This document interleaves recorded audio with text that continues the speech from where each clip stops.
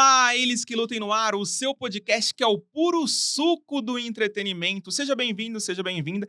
E se você gosta desses temas como ETs, OVNIs, ufologia no geral, eu já trouxe um dos grandes especialistas aqui no Eles que Lutem para vocês entenderem tudo. Tudo mesmo, né, João? O João que tá comandando a nave do Eles que Lutem é o João que tá comandando. Então eu sempre falo pra ele, obrigado, João. Vai deixando um like, comentando, participando, deixando a sua opinião também, é sempre bom. É um assunto que rende debate e eu vou fazer a sua introdução. Já tá na thumb, mas eu vou fazer a sua introdução. Hoje vamos receber na nave do Eles que Lutem um dos principais ufólogos do Brasil, fundador do grupo ufológico do Guarujá, pesquisador há décadas sobre OVNIs, ETs e tudo o que desafia a ciência. Hoje eu pergunto e o Edson Boaventura que luta. Seja muito bem-vindo, Edson. E aí? Eu que agradeço aí essa oportunidade, né? Primeira vez aqui no programa, né? E com certeza hoje o papo promete, né? Porque a gente vai falar aí de OVNIs, tá? Inclusive o caso Varginha fez 30 anos, né? Tá em alta aí. Então pode perguntar o que você quiser, que na medida do possível a gente vai esclarecer hoje para todo mundo aí essas questões. E é sempre importante, já vou deixar logo de cara esse recado pro pessoal. Se alguém tá esperando algum deboche, alguma gracinha com esse assunto, não. Não vai ser aqui no Eles que Lutem. Eu vou fazer um papo aqui bem simples, curioso. Eu vou pegar o Edson aqui por 1 hora e fazer todas as curiosidades, perguntas mais bestas possíveis para entender um pouco sobre esse mundo. Fechado? Bora. Então, eu quero saber a sua primeira experiência, Edson, com extraterrestre. Olha, foi em 1981, na cidade do Guarujá, no litoral de São Paulo. Eu era um jovem de 14 anos, estava assistindo Silvio Santos, era um domingo, e aí minha mãe saiu, era à noite, né? Saiu ali para recolher umas roupas que estava no varal, e não demorou muito tempo, ela soltou um grito lá no quintal, e eu e meu irmão mais novo, o Marcos, saímos para acudir a minha mãe. Ao sair lá fora, a gente viu um objeto alaranjado, grande, e soltando objetos esferoides, vermelhos e pulsantes por baixo dele. Eu contei 16 objetos menores que saíram desse maior, né? E aí a gente ficou olhando aquilo, não tinha barulho. Aí ele foi seguindo, desovando aqueles objetos menores e indo em direção a Santos. Quando chegou em Santos, ele aumentou a intensidade do brilho para 3 vezes. Depois ele volta para aquele brilho inicial e aí ele faz uma descidinha. Imagina um anzol de pesca. Então ele faz aquele movimento, dá uma descida e sobe na vertical e desaparece. Nisso a gente já tinha andado da edícula que a gente morava, né, da casa lá no fundo, atravessamos o quintal e já estávamos na porta de casa, onde observamos vizinhos, apontando para cima e falando, né, que é isso, tal.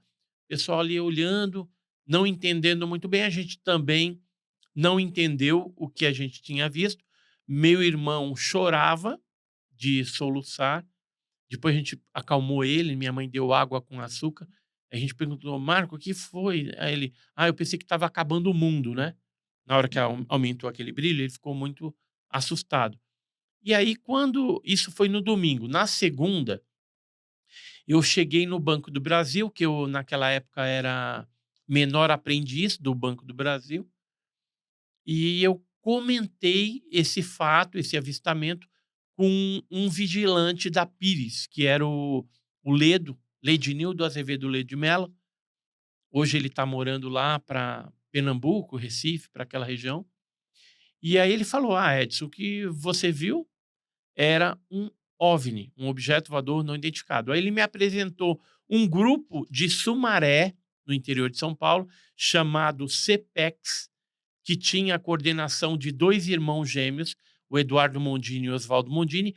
E aí eu mandei uma cartinha para eles, tudo, e a partir dali eu comecei a me inteirar nesse aspecto aí, o que que era um OVNI, o que que eu tinha visto. E passados-se 4 anos, eu fundei o GUG, que era o Grupo Ufológico do Guarujá, com metodologia científica, né, a gente utiliza isso até hoje, e para pesquisar os casos no litoral paulista, inicialmente, registramos cerca de 500, 600 casos envolvendo diversos graus de contato, e a partir daí a gente expandiu a pesquisa para outros estados brasileiros e outros países. Hoje eu já visitei mais de 20 países, né? Tô para ir para um outro país em breve aí, a Argentina, vou revisitar e provavelmente vai ser numa localidade que tem uma incidência de avistamento também muito grande. Eu diria aí que é como uma Chapada Diamantina, que a gente tem na Bahia, mas lá na Argentina, lá na região de Córdoba, na Córdoba. Argentina. E participei de vários eventos, né, congressos nacionais, internacionais, escrevi livros, participei de casos clássicos do Brasil, o caso Varginha, né, desde do início, Operação Prato, Noite Oficial dos OVNIs, e atualmente estou desenvolvendo um trabalho no caso Cláudio, que é em Minas Gerais, que foi a perseguição por policiais militares a 2 seres luminosos na cidade.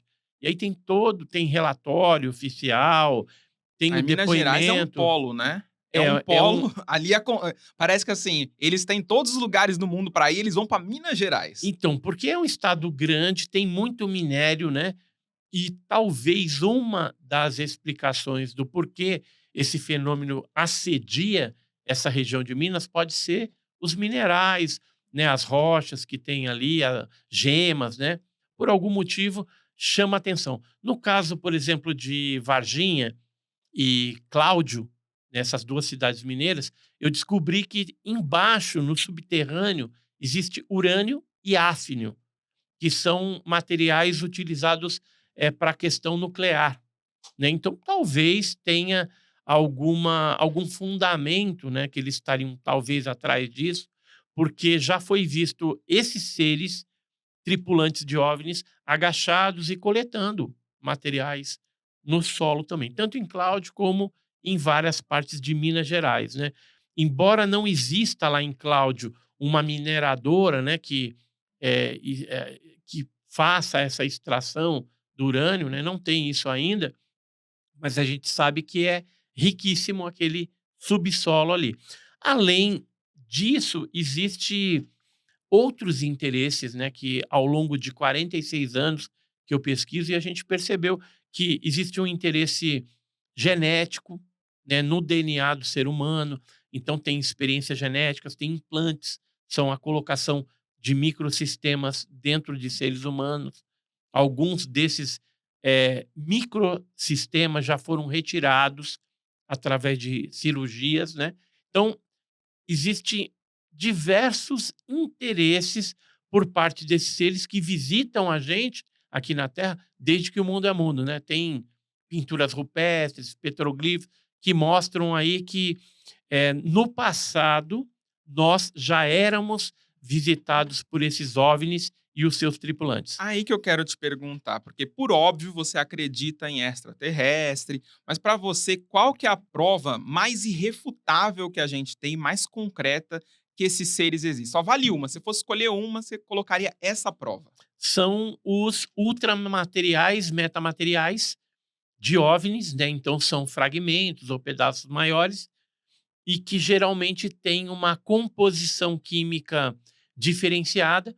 E não só isso, quando é um ultramaterial, ele tem uma composição isotópica diferente de materiais constantes da tabela periódica nossa. E aí eu vou citar um caso. Tem o caso da explosão do OVNI em Ubatuba, que aconteceu em 57.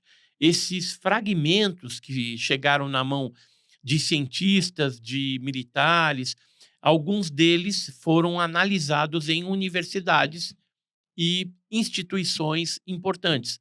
Por exemplo, o de Ubatuba foi analisado na NASA, na Caltech, né, que fica lá no Vale do Silício, universidades francesas, Universidade de Stanford, nos Estados Unidos, e outras, né, laboratórios particulares. O Ministério da Agricultura no Brasil também fez análise na época. E o que se identificou mais recentemente?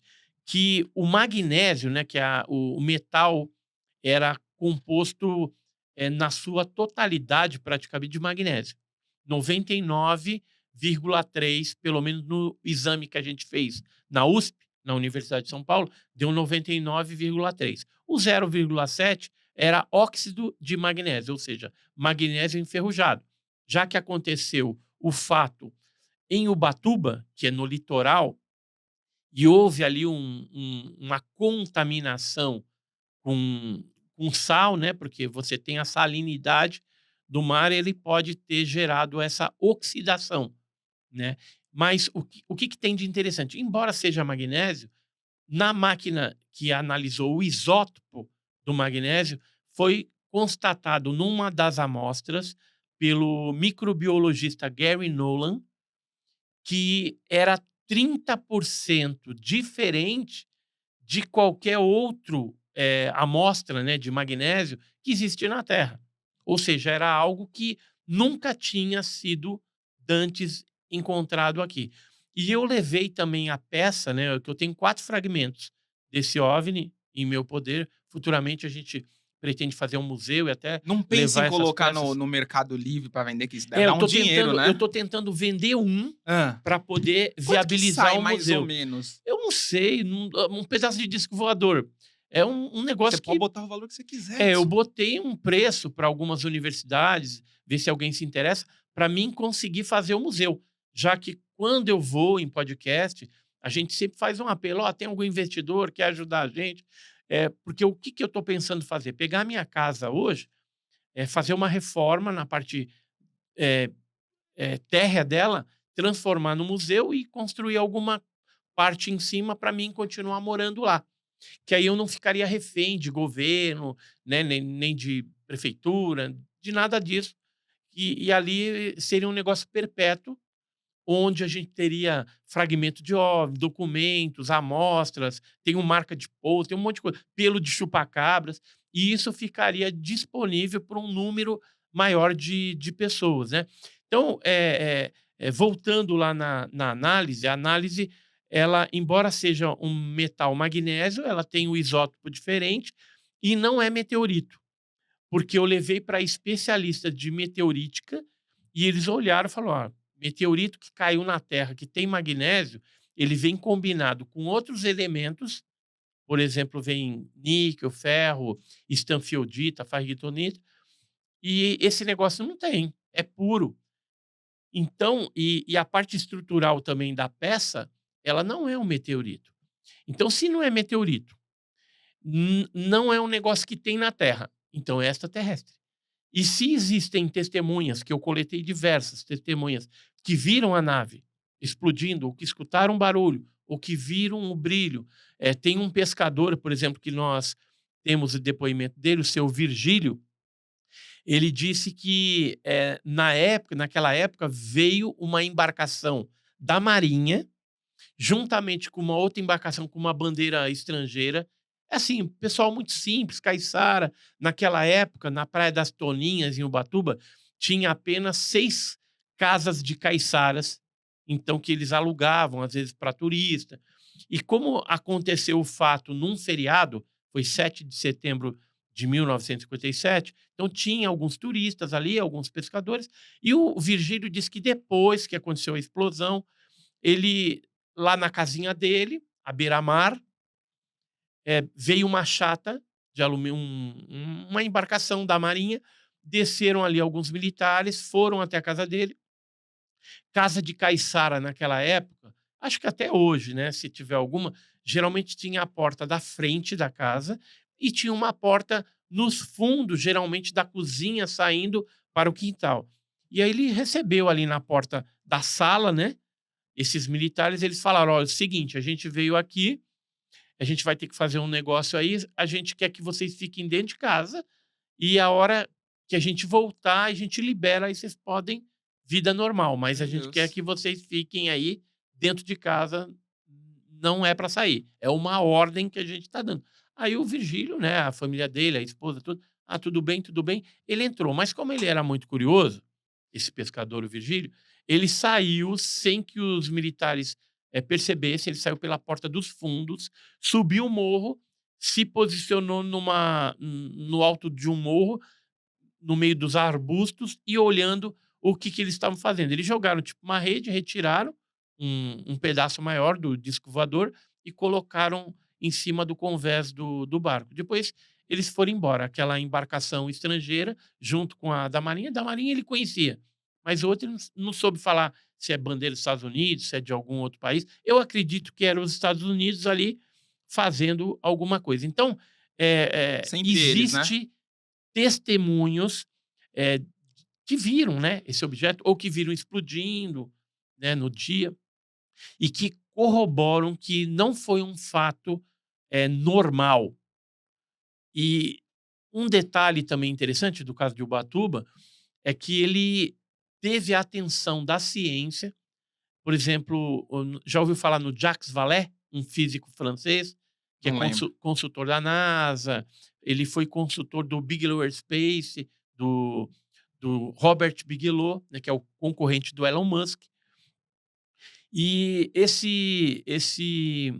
eh, esse fato, né, do objeto lá de Ubatuba, ele teve o interesse, então, desse cientista, do Jacques Vallée e de outros também, né.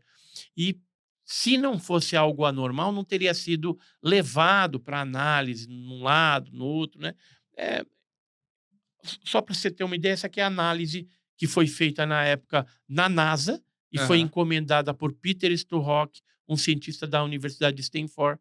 Então, essa aqui foi a análise que foi feita em 81 no metal de Ubatuba. Isso aqui são os fragmentos, saíram, publicados na revista O Cruzeiro. Esse aqui são os 4 fragmentos que eu tenho a respeito desse fato, né, Fragmentos da da nave. nave, do disco voador. E essa aqui é o documento da USP que mostra aí que era 99,3%. E esse jornalzinho aqui, ó, Jornal Maranduba, Hã. ele publicou o depoimento. Lembra que eu falei aqui do seu Virgílio, Sim. que viu lá a nave? Então, o seu Virgílio é essa pessoa aí, já faleceu. E não era história de pescador, né? Não, Não. não. Aqui, ó, esse aqui é o seu Tá. Virgílio. Seu Virgílio, deixa eu mostrar aqui pro pessoal da Eles que Lutam aqui, igual assistente de palco do Gugu Liberato, ó. Entendeu? Seu Virgílio que falou: "Mas eu tenho uma pergunta pra E fazer, Edson". então, assim, metamateriais são Hã. as provas mais fortes do fenômeno OVNI na atualidade. E é um material que é extremamente cobiçado por cientistas militares, porque ali tem uma tecnologia diferente, avançada, que causa essa cobiça. Eu Ah. penso até que o acobertamento do fenômeno OVNI, ele acontece justamente por conta da ganância tecnológica desses países que querem ter essas tecnologias e, através de engenharia reversa, você desmontar lá o disco voador, criar suas próprias tecnologias ali para dominação bélica de outros países, né, dos inimigos potenciais e até para você ter um avanço, ficar na frente de outros países aí, né. E você falou até sobre segredo de Estado, né, que tem um acobertamento e Isso. tudo mais. Mas eu vejo que Estados Unidos pensa muito diferente da Rússia, Estados Unidos pensa muito diferente da China. Qual que é a vantagem de acobertar isso e é quase que um silêncio mundial sobre o assunto ETs, OVNIs e tudo mais. Por que isso acontece? Olha, na verdade, na questão OVNI, na obtenção dessa tecnologia mais avançada, todos os países pensam igual. Então é uma corrida que nem não teve a Guerra Fria no passado, aquela Sim. a corrida armamentista, né, da parte lá dos mísseis nucleares, aquela coisa. Existe hoje uma Guerra Fria em andamento entre Rússia, Estados Unidos e China, onde o, o que eles querem deter é obter um disco voador. Tanto é que você já ouviu falar na Área 51? Sim. Então, a Área 51 hoje tem a 52, a 53, mas a Área 51 ela fica no deserto do Nevada. É uma base de alto segredo, né? Pessoas não credenciadas não vai conseguir acessar a instalação e ela é envolta aí em histórias de ETs. Bob Lazar fala que tinha disco lá, que no 14º andar para baixo, né, que é subterrâneo, mexiam também com seres, né? E isso a gente tem vários indícios de que, de fato, acontece esse remanejamento de coisas ufológicas para a Área 51, mas, além disso, são desenvolvidos tecnologias novas, né? Aviões, tecnologia stealth, né? O avião que não era detectável em radar, aquela estrutura, aqueles F-119, Caças, 114, né? o SR-71, essas coisas todas. O Blackbird, né? Todas essas coisas mais secretas, né? E que é uma tecnologia mais avançada, era desenvolvido nessas bases. Da mesma forma que os Estados Unidos têm uma área 51, no deserto da Mongólia, a China também tem uma área, não é chamado de área 51, mas é, também tem rumores que seja feito tudo que acontece de OVNI que eles conseguem obter vai para lá. E na Rússia é nos Montes Urais. Tá? Então, pesquisadores, ufólogos russos que têm contato com os brasileiros já há anos, eles dizem que a área 51 russa é lá, nos Montes Urais. Os militares russos dizem que o que tem lá é um bunker, uma espécie de um bunker, caso exista uma contaminação nuclear, uma guerra nuclear. Então, a cúpula da Rússia, né, o Putin, por exemplo, se acontecer agora, seria levado para lá, para esse local. Então, eles não falam de OVNI, nada disso, mas a gente sabe que Tem conversa está sobre. lá também. Para você, quem tem mais interesse em revelar a vida extraterrestre? O Trump, o Putin, o Xi Jinping ou Lula?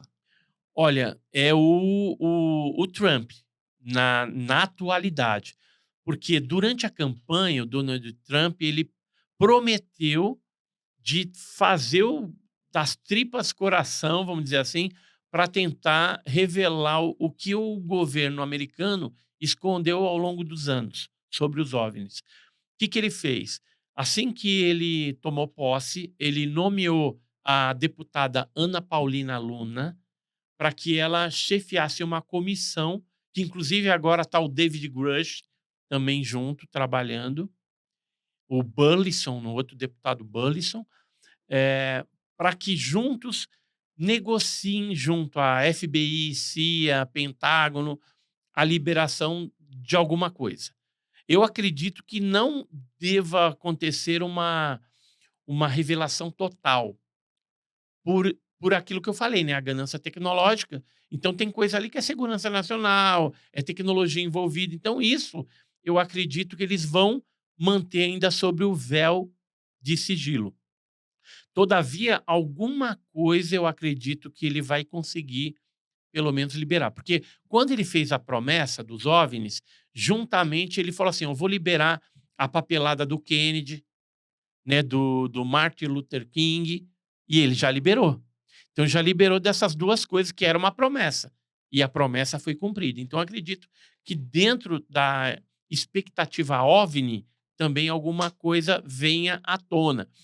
E um detalhe interessante para a gente analisar é o seguinte: o termo OVNI, disco voador, ao longo dos anos, foi ficando cada vez mais deteriorado e, às vezes, eram usados na imprensa de uma forma mais pejorativa, jocosa, né? Faziam chacota. Hoje ainda fazem, mas está menos. Aham. A imprensa está tratando agora de forma mais responsável o assunto. Mas teve que acontecer o quê nos Estados Unidos? Uma mudança de nomenclatura.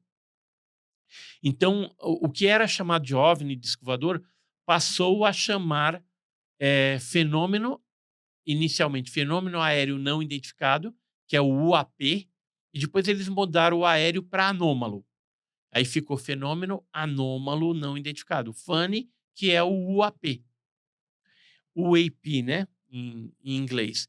Então, esse nome, ele congrega não só o disco voador do passado, o OVNI, mas ele é um pouco mais abrangente, porque UAP pode ser drone espião secreto de algum outro país, pode ser um fenômeno atmosférico ou astronômico ainda desconhecido, ou seja, veja que a nomenclatura ficou mais abrangente. E isso para o meio acadêmico causa, vamos dizer assim, uma facilidade para ele se aproximar mais do fenômeno. Tanto é que a NASA ela já fez 2 audiências públicas sobre o assunto. Não mostrou nada lá. Recentemente, a NASA ela virou também como uma agência de inteligência, né? Passou a ser governamental. Antigamente tinha uma parte particular, outra parte governamental, agora está mais governamental, ou seja, se ela já mentia naquela época, agora, se o governo tiver alguma intenção de esconder, escamotear alguma coisa, vai ser oficialmente, vamos dizer assim. Assim, eu nunca acreditei na NASA, porque a NASA sempre escondeu essa questão do fenômeno. E você viu que eu te mostrei um relatório da análise que foi feita no metal de Ubatuba? Então, isso aqui eu consegui com um professor da FGV aqui de São Paulo, que ciceronou o Peter Sturrock quando teve em Ubatuba pesquisando o caso para os americanos. Então, se a gente pedir oficialmente esse relatório para a NASA, eles vão falar que não tem nada. Assim como sempre falaram que não manusearam nenhum documento ou nenhum objeto voador não identificado, diz que para eles não tem uma prova cabal. Só que existem hoje documentos, por exemplo, como esse aerograma de 1966, que foi liberado pelo FOIA, que é a Lei de Liberdade de Informação norte-americano, e curiosamente esse aerograma, que é da embaixada do Rio de Janeiro, ó, Embassy Rio de Janeiro, né? Que ele fala aqui? Ele diz no subject dele, né, no assunto, que seriam fragmentos não identificados. Aí o que conta aqui na história? Eu já vou te passar. Fala que caiu um objeto entre Paraná e Santa Catarina. Olha, é um documento americano. Sim. Mas fala que caiu um OVNI, né, um objeto não identificado, entre Paraná e Santa Catarina, que esse objeto foi recolhido, recovered, né, e foi encaminhado para o CNAE, que fica lá em São José dos Campos. Nossa área 51 brasileira fica em São José dos Campos. E de lá, ele diz que foi transportado os fragmentos para a NASA. Então tá aqui, ó, foi para a NASA. Eu já perguntei para o governo brasileiro se existe alguma coisa a respeito desse fato que está narrado aí num documento liberado norte-americano, mas eles dizem que não tem nada.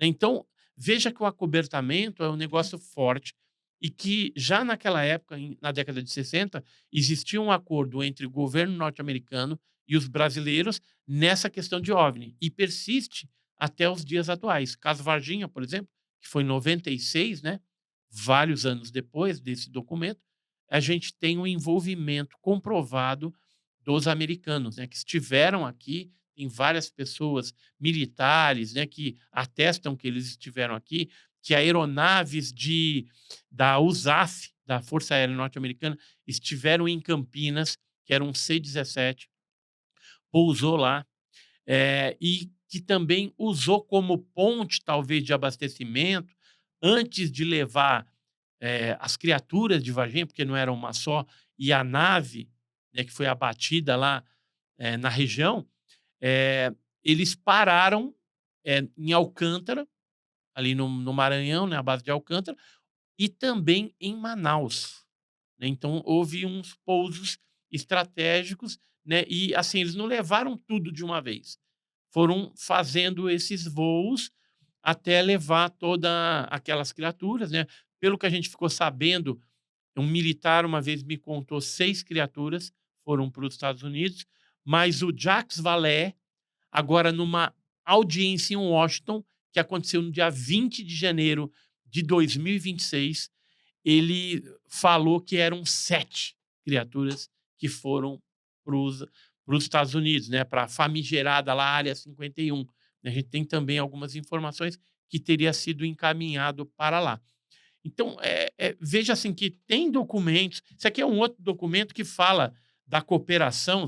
Eu até pintei aqui embaixo, Deixa eu ver. cooperação com o Exército Brasileiro e Força Aérea Brasileira.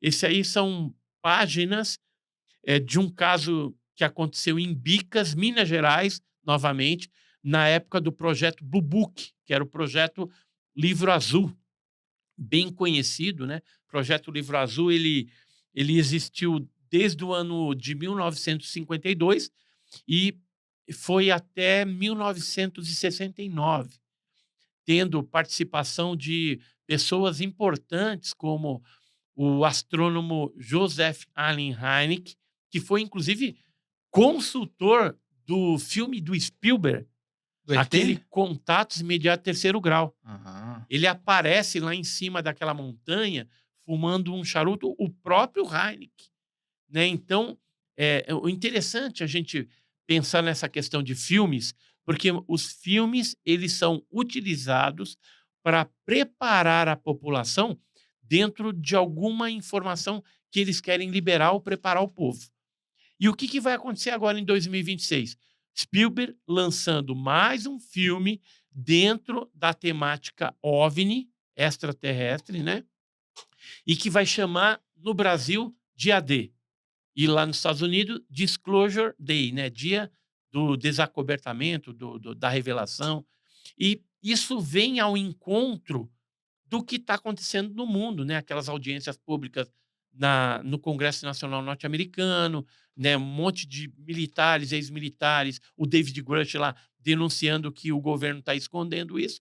Então a gente percebe um movimento que talvez vai ser preparado pelo filme do Spielberg, agora esse, e aí a população vai estar já amaciada para receber a notícia, que eu acredito até 2030, essa questão de extraterrestre, vai ter uma revelação, falar, ó, vida extraterrestre existe, ponto. Peraí, essa é a sua previsão? Você acha que até 2030 vai Até ser tudo 2030, revelado? tudo revelado.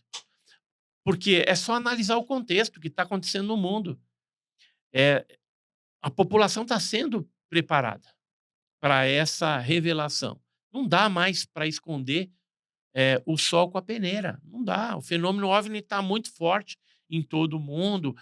São notícias, né, jornalísticas, vídeo, todo mundo fazendo vídeo. Eu, todo mês, no meu canal, libero ali um compilado de vídeos que a gente recebe ao redor do mundo. De Então, tem... anônimos, né? Mas uma pergunta que eu Não, quero não é fazer... anônimo. Pessoas Pessoas mesmo, identificadas. mas uma pergunta que eu quero fazer sobre vídeos e tudo mais, porque a tecnologia avançou, todo mundo tem um celular com uma câmera boa hoje em dia, mas mesmo assim parece que não tem provas, assim, gravações tão claras. Você enxerga isso ou você já vem recebendo vídeos de alta qualidade que podem provar? Já tenho recebido vídeos de 4K, né, que numa qualidade assim excepcional e que dá para você ver que são tecnologias que não têm uma propulsão aparente, né? E dá para você ver que é algo diferenciado. Agora, seriam os OVNIs que a gente está acostumado desde a década de 40 para cá, ou seria já uma, uma produção através da engenharia reversa? Ou seja, um armamento secreto? Às vezes eu fico pensando que os drones que nós temos na atualidade, eles foram praticamente feitos com engenharia reversa. Porque os drones que nós temos hoje, o movimento que ele faz e tudo mais, nada mais é do que as sondas ufológicas do passado que faziam aquelas evoluções, movimento de folha, entrecortado, né? O que Saía seria essa engenharia reversa, só para eu entender? a engenharia reversa, você pega o disco voador ou um aparato, uma sonda ufológica, desmonta e transforma aquilo, né? Os engenheiros, os físicos, químicos, pessoal da eletricista, eletrônica, e aí transforma aquilo numa tecnologia terrestre, num disco voador terrestre ou num equipamento, por exemplo. Depois de Roswell, já ouviu falar no caso Roswell, Hã. de 47, que foi uma queda. Não, eu sou totalmente alheio a esse assunto, por isso que É, eu trouxe você aqui para me contar entendi. tudo, por favor. O caso Roswell ele é um dos casos mais famosos dos Estados Unidos. Aconteceu em 47. Foi a queda de uma, de uma espaçonave com seres, e aí foi... O que aconteceu em Varginha, praticamente aconteceu em Roswell, aliás, em 47. Em Varginha foi em 96. Tanto é que Varginha, às vezes, é intitulado como a Roswell brasileira, né, Ah, porque é meio similar. E aí, a partir de Roswell, a partir de 47, a gente teve um salto quantitativo na evolução das coisas, né? Então, no computador, chip, né? Telefonia, que antigamente era fixa, e agora você tem um celular, né? Então, muita coisa evoluiu assim de uma forma sobrenatural. É assim, a gente tem que pensar que, sim, temos cientistas que são inteligentes, que desenvolvem e tal, mas existem casos ufológicos no passado que no acidente foi encontrado chip, coisa parecendo aquelas plaquinhas de computador, e com certeza essa tecnologia, através da engenharia reversa, né, sendo estudado lá na área 51, em algum outro lugar, né, na Northrop, por exemplo, mas na atualidade, na Lockheed Martin, né, que são empresas que a gente sabe são civis, mas tem um pezinho militar ali, governamental, que eles são incentivados? recebe uma grana para poder desenvolver algumas coisas. Só para você ter uma ideia, a Lockheed Martin, agora, não faz muito tempo, um dos Skunk Works deles falou assim: olha, agora a gente tem tecnologia para levar os ETs de volta para casa. Ué, por que, que o cara falou isso? Se a gente for analisar a entrelinha do discurso, dessa declaração que ele deu pública, a gente vai falar: ó, então eles têm a tecnologia alienígena. Porque você É. já pode levar eles para casa, é porque já entendeu, já decodificou através da engenharia reversa, e agora eles talvez já tenham isso para poder usar. Aí a gente fica pensando: quem conseguir primeiro ter um disco voador terrestre baseado na tecnologia dessas naves aí, que o fenômeno OVNI estuda, certamente ele vai estar na vanguarda, ele vai estar na frente de muita gente aí, dos outros países. Então é quase que um de volta para minha terra, agora com os ETs, versão ET, né? É. Porque agora já tem a tecnologia para isso. Ó, você que tá curtindo o papo, não esquece de deixar o like. Hypar esse vídeo também é muito importante, né, João? Estamos também no Spotify. Se a pessoa quiser assistir o Eles que Lutem em vídeo, você vai lá no Spotify, você pode, no meio da reunião do trabalho, dirigindo, você pode assistir o Eles que Lutem na academia também, tá bom? Vamos fazer uma pergunta que você falou sobre esse Uhum. acobertamento, que os governos, Putin, Trump, você conta tudo, você revela tudo, segredos da NASA você revela.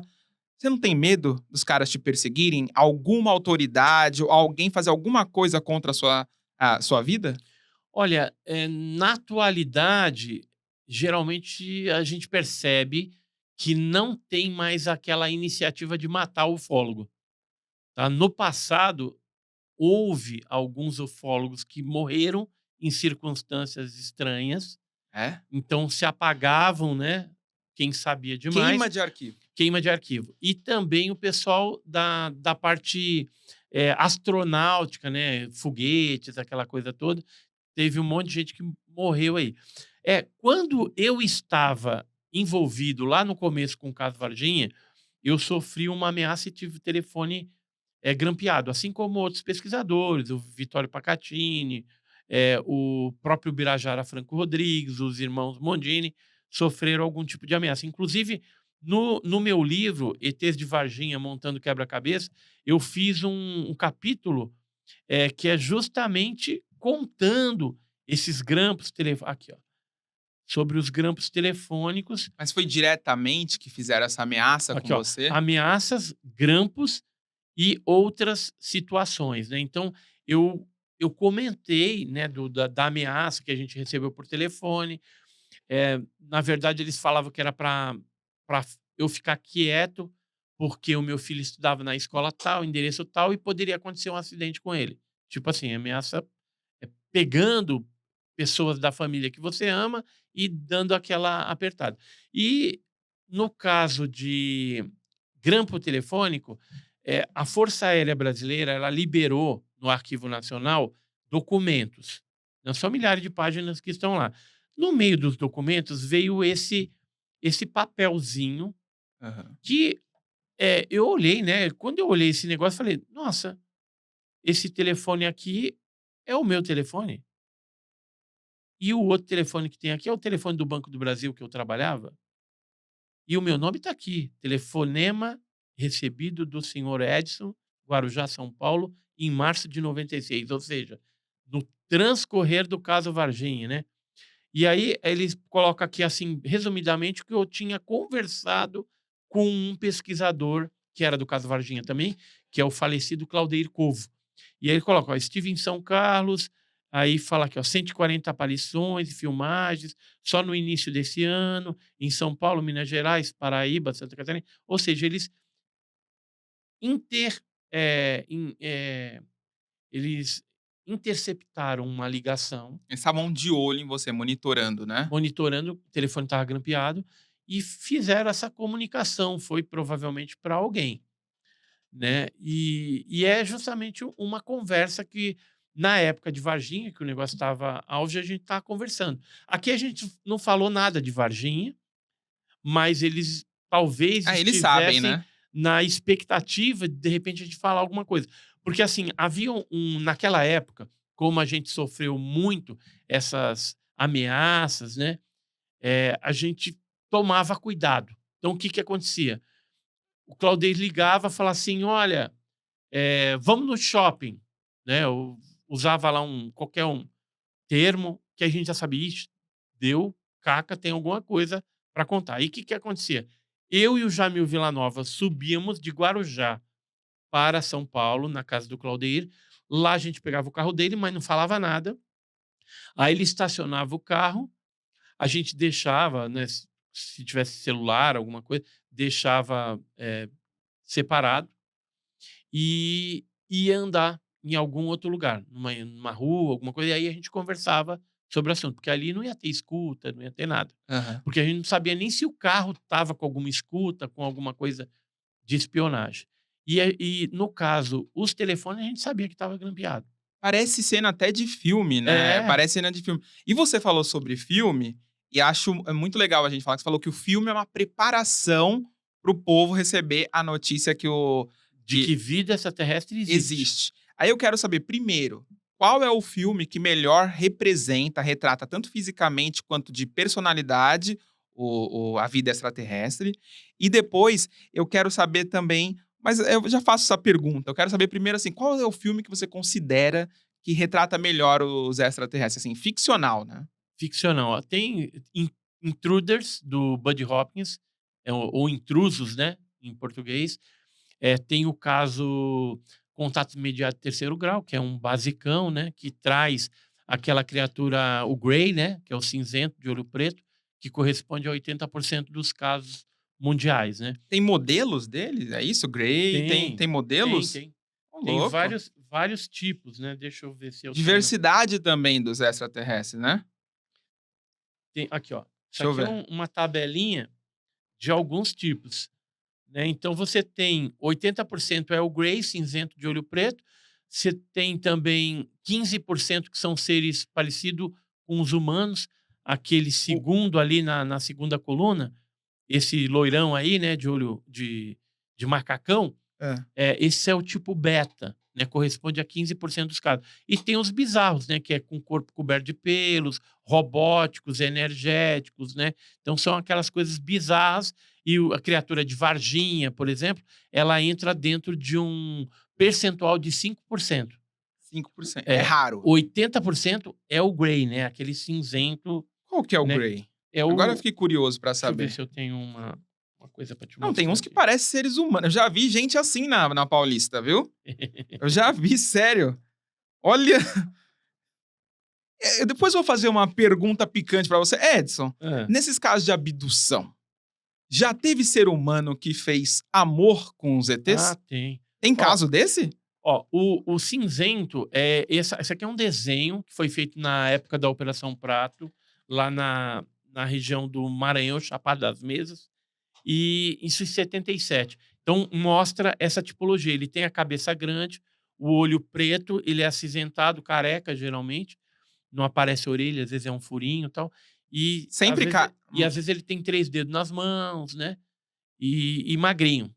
Né? Geralmente é baixinho, mas tem uma variação que pode chegar até 2 metros, a mesma configuração. Mas, assim, relações sexuais, elas também fazem parte do escopo do estudo da ufologia. O caso inicial, né, que caiu na mídia internacional foi o caso Antônio Vilas Boas, que aconteceu em São Francisco de Sales, Minas Gerais. De novo. De novo. Eles gostam de Minas Gerais, Em né? É o pão de queijo. 1957, né? Então, o Vilas Boas, né? O Antônio Vilas Boas, era um lavrador e na noite anterior ele estava com o irmão, eles viram umas luzes. Porque o que eles faziam? Eles preparavam a terra durante a noite, que é mais fresquinho, para depois fazer o plantio. E só que no outro dia, no dia seguinte, o Antônio Vilas Boas foi sozinho, pegou o trator, tá lá fazendo o trabalho dele, quando de repente vê uma nave, um disco voador e pousa no campo, né? E aí ele vê uns hominhos, uns seres pequenininhos correndo, vindo na direção dele.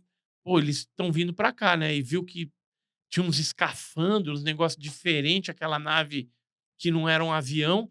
Ele assustou muito, resolveu pular do trator e tentou correr, só que a terra estava fofa.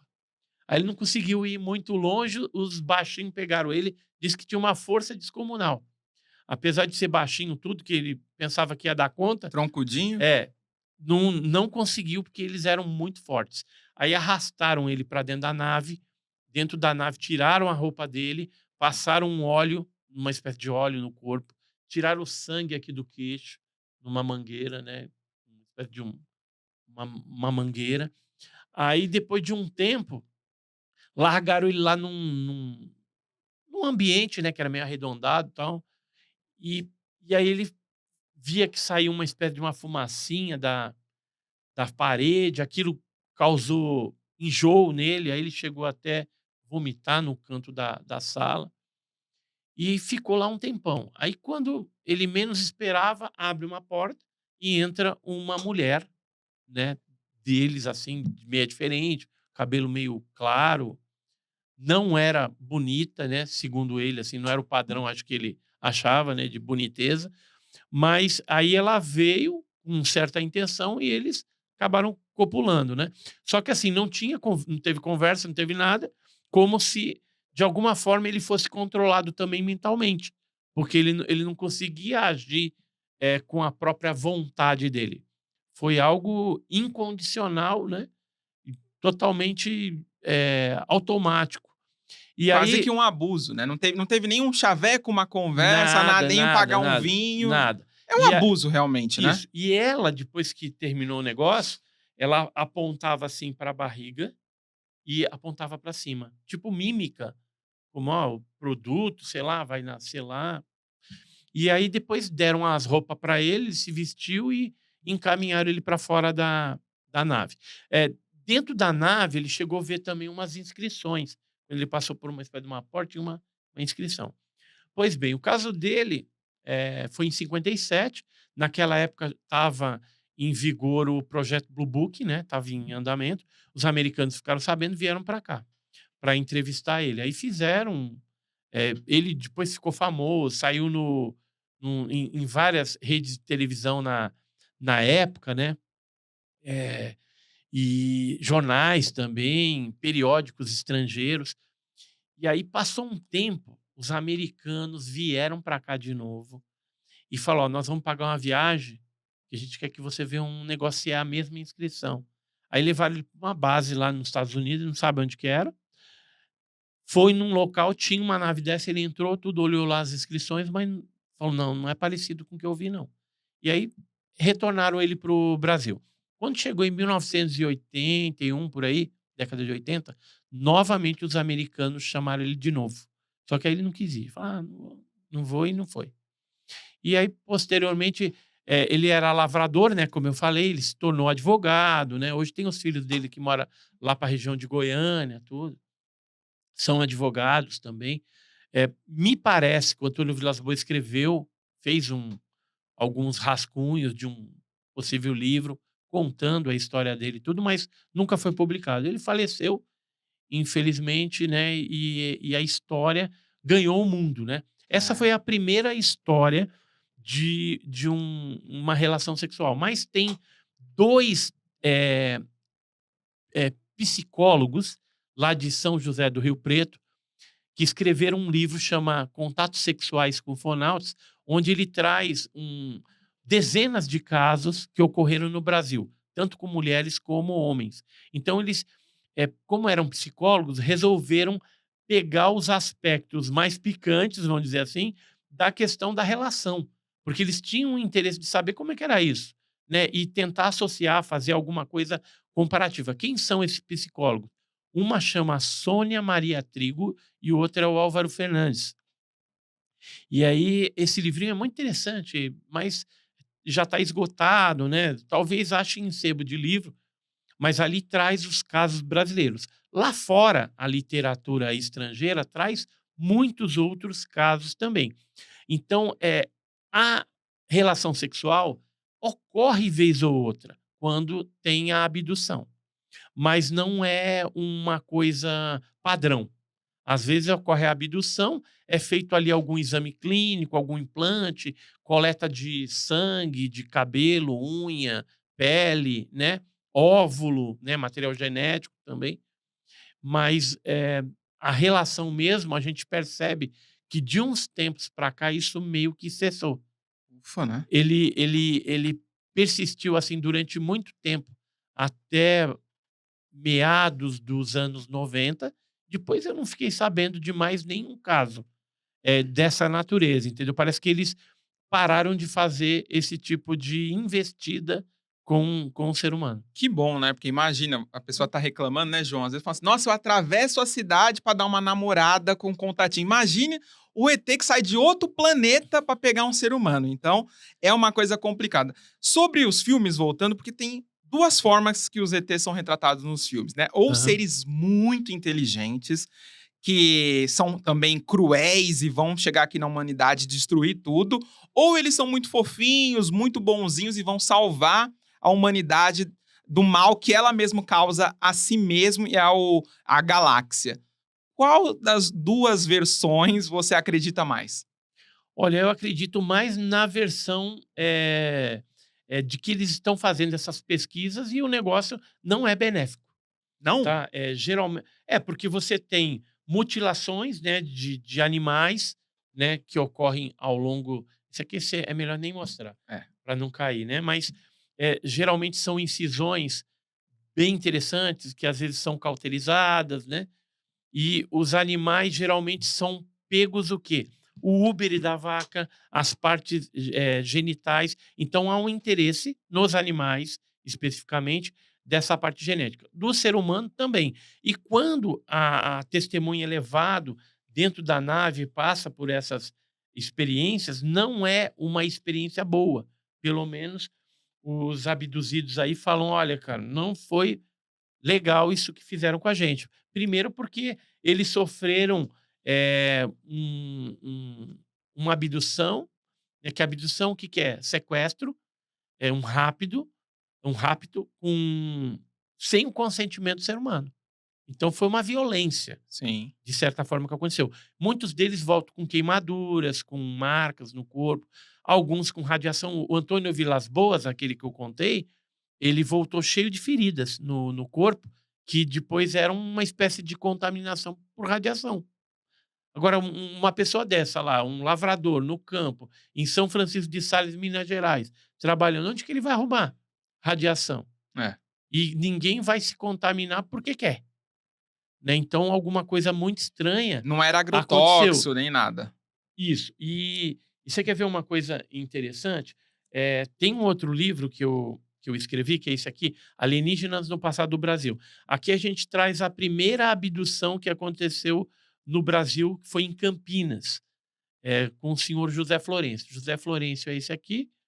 E lá em Campinas, ele foi abduzido em 1931, antes da era moderna dos discos voadores, que é a partir de 47.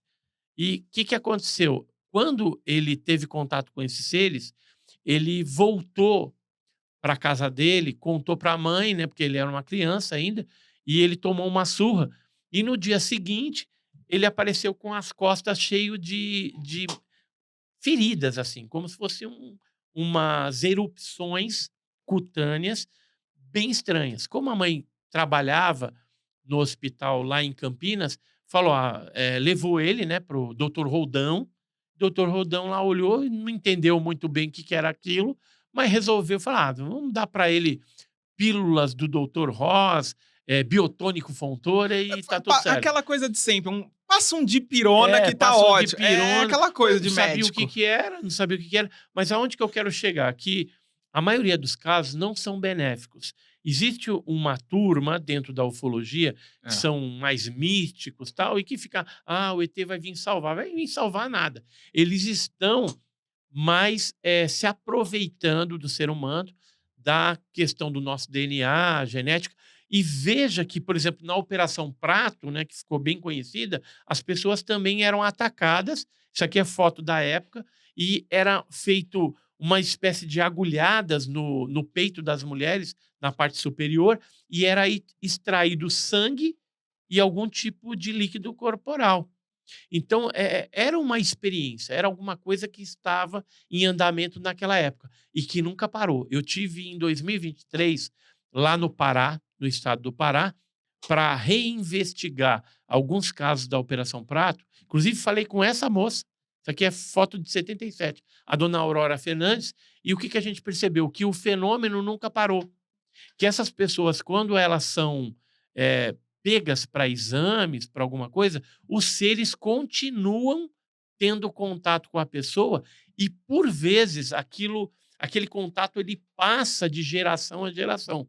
A tendência é passar para o filho, para o neto, em alguns casos, tá? Não é também regra geral isso daí, Fica mas no sangue. acontece. Por exemplo, no meu caso, quando eu vi a primeira vez lá em 81, depois você vai ouvindo as histórias da família. E o que, que eu percebi? Descobri, né? Que o meu avô, que era o Benedito Boaventura, ele tinha visto esses objetos na Revolução de 30. Aí, conversando com a minha avó, inclusive eu coloquei, essa aqui é minha avó, Aham. Lucinda Alves, ela viu uma criatura com uma roupa prateada na cidade de Santos, ela e uma amiguinha, esses seres tinham inclusive um bastão luminoso, um negócio diferente, e ela pensou, acho que é uma santa, né? Mas pela descrição hoje, e pelo que eu conheço de ufologia, ela viu o tripulante de um OVNI também, 1925. Então, meus avós, da parte de pai, eles já tinham algum tipo de interação com isso. Aí passou para minha mãe. Minha mãe também já teve vários avistamentos. Meu pai já viu. O meu irmão chegou a entrar dentro da casa dele, uma sonda pela janela, durante o verão, lá em Guarujá. Ele e a esposa viram, desceu o negócio até o peito dele, ficou assustado. Policial militar, naquela época, meu irmão era. E bem racional, né? Você sabe que policial militar tem que manter ali a emoção, né? E o que, que ele fez? Ele vendo aquele negócio, não compreendendo muito, ele deu uma cutucada na ex-esposa dele, que era a Nice, falou, Nice, descreve para mim, você está vendo alguma coisa? Descreve. Porque ele falou, tô ficando louco. E ela descreveu exatamente aquela bola, aquela sonda, né, que tinha entrado, e aí começou a descer. Ela começou a apavorar, aí o objeto subiu novamente e saiu em alta velocidade pela janela, né? Então, Eles não são a minha bonzinhos. família tem assim um histórico. Meus filhos, praticamente todos já viram também e já está passando agora para os netos, né? Eu tive N situações em que vi o fenômeno, filmei, fotografei, até na cidade aqui em São Bernardo, a gente chegou a fazer uma fotografia super nítida, foi analisada por vários laboratórios, pesquisadores, tanto do Brasil como de fora, e foi dado como autêntico, né? Então, tem análises que foram feitas nos Estados Unidos, na Argentina, em Portugal e também no Brasil. E que corroboraram a veracidade daquele objeto, que não era uma tecnologia conhecida. Negócio redondo, formato de disco, né, aluminizado, e que estava passando em São Bernardo do Campo no horário do almoço, né? 1h18 eu bati a fotografia daquele objeto voador não identificado. Inclusive, na época, depois que isso veio à tona e tudo mais, houve um interesse por parte da aeronáutica em que eu enviasse essa fotografia juntamente com um relato. Eu vou ver se a foto está aqui, eu vou te mostrar. E esse relato, além desse, eles ficaram sabendo que eu tinha outros relatos de pessoas que viram no mesmo dia que eu fotografei. Então falou: tem como você fazer um compilado e mandar para a gente também para guardar aqui? Porque eles se interessam, né, Aham. há muito tempo sobre essas questões de OVNIs aí, né? Eu não sei se eu trouxe essa foto específica, acho que não. Vou ficar te devendo, Não, tudo mas bem. A gente está caminhando para o final, tem algumas outras perguntas para fazer, aham, e é muito interessante o que você trouxe, porque eu sou bem alheio a esse assunto, então é interessante ver como as coisas estão se desenrolando, né? aham. Temos agora um Elon Musk que está na obsessão de ir para Marte. Você acha que quando isso vier a acontecer, se vier a acontecer, ele vai acabar encontrando vida extraterrestre por lá ou não? Olha, na questão de Marte, até hoje, oficialmente não foi encontrado nada lá. Agora, existe no solo marciano, leitos de rios extintos, que no passado provavelmente tinha água.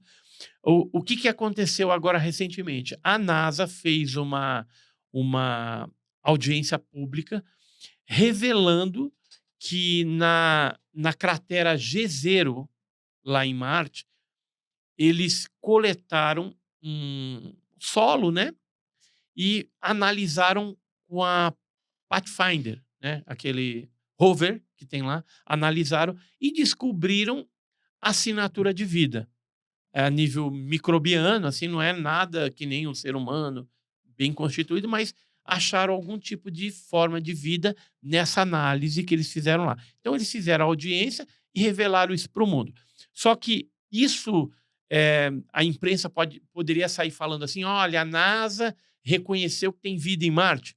Não pode, porque existem regras dentro da ciência que tem que ser feito pelo menos mais 2 análises por laboratórios pares, né, que eles falam diferentes, e aí constatando que realmente tem assinatura de vida, aí é feito um paper, um documento científico publicado numa revista científica, e aí sim vai poder se falar alguma coisa. Então, o que a NASA falou no final? Olha, nós achamos, provavelmente teve vida lá, mas a gente tem que trazer agora amostras, vão trazer algumas amostras lá de Marte para a Terra e vai ser submetida a essa análise. Se confirmar essa assinatura, em algum momento lá no passado, Marte teve vida. Então, se lá teve, e a gente pensar que vida não é uma prerrogativa só da Terra ou de Marte, pode ser que em outros locais a gente tenha vida acontecendo por aí, principalmente naquilo que a gente chama de exoplaneta, que são planetas que estão praticamente na mesma órbita que a Terra, ou seja, em relação ao Sol, né? Então, esse exoplaneta, ele não teria uma temperatura nem tão agressiva quente, nem tão absurdamente fria, né, congelante, e que geralmente esses exoplanetas têm água. Você tendo essa temperatura amena e tendo água no planeta já são grandes indícios da existência, né, em algum momento de vida, de alguma forma, acontecer ali. Porque, assim, a vida ela pode ter sido colocada por um criador ou a vida pode ter acontecido até, por exemplo, a ciência ela admite que um meteoro, um asteroide, né, ele pode, às vezes, conter elementos ali e que, caindo no oceano, caindo em algum outro planeta, aquilo venha a virar algum tipo de vida, né? E como se a gente pensar, 3/4 do nosso planeta é água, alguma coisa poderia ter caído e gerado algum tipo de vida nos oceanos? Pode. Essa vida ela pode ter evoluído, depois sair para a Terra e povoar também pode, né? Mas existem várias hipóteses aí, né, da criação da vida. Eu sou mais adepto da questão de que exista uma força criadora, um Deus, né, nas religiões aí, que criou o ser humano. E assim como ele criou o ser humano, ele criou também os tripulantes dos OVNIs e tudo que há no universo. Eu não entra na minha cabeça um criador fazer tantos planetas, tantos sóis, né? Um negócio imensurável, incomensurável, né? A gente não consegue eh, enxergar o tanto de estrela, de planeta que tem por aí e pensar que, será que Deus criou esse negócio aí e não criou vida? Para quê? E se tivesse colocado vida só aqui no nosso planetinha, isso é assustador, porque eu não sei o que é mais assustador, a gente pensar que está sozinho aqui no nosso planeta Terra, ou que exista vida em outros lugares aí espalhados, que podem estar, inclusive, em graus de civilização mais avançados ou menos avançados, porque assim, a Terra ela não é o planeta, né, mais antigo do universo. Existem estrelas, sistemas planetários muito mais antigos do que o nosso sistema aqui, o nosso sistema solar. Então, talvez esses seres, né, essas civilizações já conseguiram uma forma de viajarem no espaço-tempo ou através de portais interdimensionais. A gente não sabe o que tem de tecnologia. E aí, de repente, eles estão chegando aqui por algum motivo. Não interferem muito, porque o fato deles serem meio assim, meio ocultos, né, na sua atuação, não divulgam o que estão fazendo, isso talvez seja uma forma de proteger até a própria evolução do ser humano, sem interferir muito, né, mas aí é uma conjectura que eu faço. A gente não sabe, mas é estranho eles serem sorrateiros. E essa parte sorrateira deles também me causa apreensão. Por quê? Porque quem não conta o que está fazendo é porque está usufruindo de alguma coisa boa da gente e o fato da gente não saber, a gente não consegue se defender. E talvez o fato deles não contarem é justamente isso, porque se a gente sabe a verdade do que está acontecendo, talvez a gente conseguisse interromper esse processo. E se a gente interromper o processo, os maiores prejudicados seriam eles, e não a raça humana. Então, veja, alguma coisa está acontecendo. Né? Uns falam de hibridização, de que, de repente, eles vão vir em algum momento e vai dominar. Eu não sei. Alguma coisa está para acontecer. Outros, mais da teoria da conspiração, falam que já existem seres macomunados com governos, né? Governo oculto, aquela coisa toda. Mas é teoria da conspiração. Reptiliano. Reptiliano, tem todas essas coisas dentro da ufologia. O que eu posso deixar claro para você é que quando eu entrei na ufologia em 1981, né, e depois passei 4 anos até fundar o GUG, né, e a partir de 85 aí eu peguei mais firme. De lá para cá, no comecinho eu tinha algumas questões, algumas dúvidas a respeito, dessa questão dos OVNIs, né, da vida extraterrestre. Hoje eu te confesso que algumas daquelas perguntas, iniciais eu consegui responder. Mas, ao longo da minha trajetória de 46 anos, começaram a surgir outras indagações, outros questionamentos que eu ainda não consegui essa resposta. Então é um assunto fascinante. Eh, eu entendo que a ciência deveria se debruçar em cima disso, ou talvez dar os braços para os pesquisadores, né? A gente tirar o ego dessas questões. Ah, não, porque eu sou científico, tá? E ufólogo é tudo louco. Não, tem gente boa também que é ufólogo. E porque se a gente se unisse, a comunidade científica, os pesquisadores, ufólogos civis, a imprensa para fazer a divulgação disso de forma séria e honesta, sem fazer chacota e tudo mais, e os militares para dar o respaldo, se tivesse esse banquinho de 4 pernas, eu tenho certeza que a gente daria um salto quantitativo, evoluiria bastante nessa questão ufológica. E quem que se beneficiaria com tudo isso? A população como um todo. Mas hoje, infelizmente, o que a gente vê? Ganância tecnológica. É a tecnologia falando mais alto e só um grupo pequeno de poder sendo beneficiado por conta disso. É, só para encerrar Vai lá. essa fala, teve a reunião agora em Washington, onde um militar da USAF, da Força Aérea Norte-Americana, fez lá um discurso falando, né, de Varginha, que poderia ter lá um C-17 vindo para cá. Ele fez várias alegações como que seria isso, tal. Talvez teria 30, 40 americanos trabalhando na questão de Varginha. Ele fez várias indagações. Mas uma coisa que ele falou que é interessante é que o ufólogo ele deveria deixar talvez de lado a questão da tecnologia, porque é segurança nacional e aí tem essa ganância, e partir de repente para um viés das entidades biológicas desconhecidas. Porque aí a gente entraria não na questão de tecnologia, e sim numa questão de ciência biológica, biologia. Então, talvez a gente conseguindo provar alguma coisa biológica diferente daquilo que nós conhecemos, talvez a gente consiga dar um passo mais à frente, né? Sem causar o milindre da questão da tecnologia. De repente, vai acabar depois resvalando na tecnologia, mas a gente indo por essa questão biológica, talvez a gente consiga atrair também a questão dos cientistas, né? Os biólogos e por aí vai. Muito bom. E pra gente, de saideira, a gente teve muito papo aqui que a gente acabou passando. Então, se você Sim. gostou desse papo, você pede pro Edson voltar, a gente fala mais sobre Varginha, a gente fala mais sobre os casos todos que você conhece, mas o Edson tem muito conteúdo, então É não dá muita tempo coisa. de falar tudo em só um episódio. Você, Edson, acredita em vários pontos da ufologia, várias teorias, hipóteses.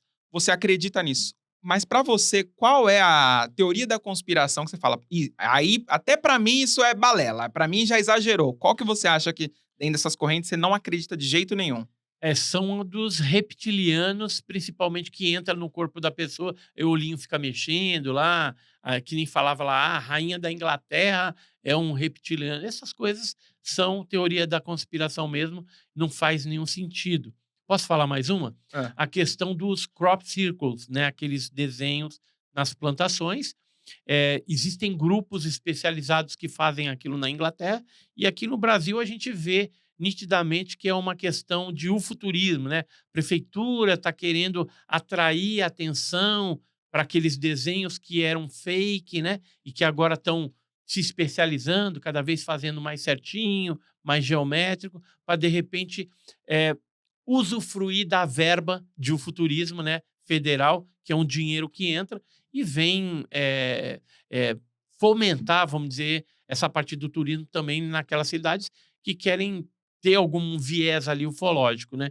Então, assim, tem essas 2 coisas que para mim é balela, tá. Não que o Sim. OVNI não pouse numa plantação, só que quando é um OVNI autêntico, né, não aqueles desenhinhos lá feito pelos, cyclomakers, né, tem uns grupos especializados. Então, quando um OVNI ele pousa verdadeiramente numa plantação, uma coisa, ficam eh, marcas mais simples, não são marcas tão rebuscadas. Por exemplo, esse aqui ele pousou dentro de uma instalação militar em Guaratinguetá, em dezembro de 96, e aí você vê que é um círculo mais simples. Então, pousa, pousa, mas aquelas coisas tudo, geométrica, aquilo tem toda uma explicação. É E assim, balela. é balela. E aquela coisa, aí tem gente que discorda. Não, porque o Edson não sabe o que está falando. Eu fui para a Inglaterra, tive com o pessoal lá e tirei minhas próprias conclusões a respeito disso. Se quiser que eu vou lá na plantação e faça uma marca dessa, eu sei como fazer. Ótimo. Edson, obrigado demais pela sua presença. Deixa as suas redes sociais, todo o seu grupo aí, divulgue o seu trabalho para quem quiser conhecer mais. Por favor, a câmera é sua. Olha, eu tenho um canal no YouTube, é o canal Edson Boaventura, Edson com I, Boaventura tudo junto, que é o antigo Enigmas e Mistérios, né? Lá a gente tem mais de 1.300 vídeos postados. Então, você quer aprender um pouquinho mais sobre essa temática ufológica? Dá uma entrada lá, se inscreve, né? Não vai só assistir os vídeos. Se inscreve que a gente está numa campanha para chegar a 250 mil inscritos. Opa! Estamos com 237 mil inscritos. Me siga aí nas redes sociais, Instagram, né? @Edson Boaventura. E eu tenho uma loja também, lojadoedsonboaventura.com.br. Lá tem um livro, tem camiseta, tem revista, tem meia, tem bonequinho de pelúcia, tem um monte de coisa, né, para as pessoas aficionadas nessa temática aí. Queria agradecer, né, a É isso. oportunidade e Imagina. quando quiser a gente volta aí com certeza para bater um papo. Maravilha. A loja é www.lojadoedsonboaventura.com.br. É isso. Muito Isso. legal. Entrem lá, sigam o Edson. Também sigam Eles Que Lutem, @elesquelutem.pod em todas as redes sociais. Lembrando, Edson, que eu só pergunto. E eles que lutem. Até semana que vem, pessoal. Valeu!